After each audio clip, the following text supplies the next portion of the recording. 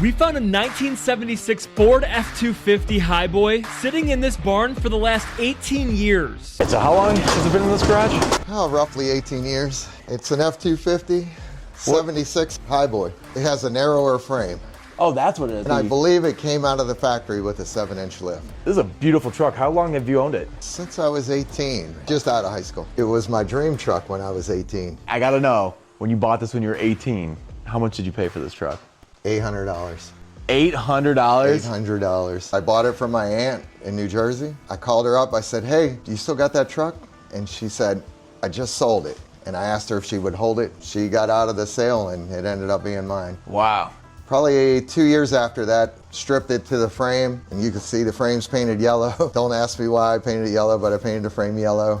And my dad and I redid the whole body. So it's got a lot of sentimental value? Definitely.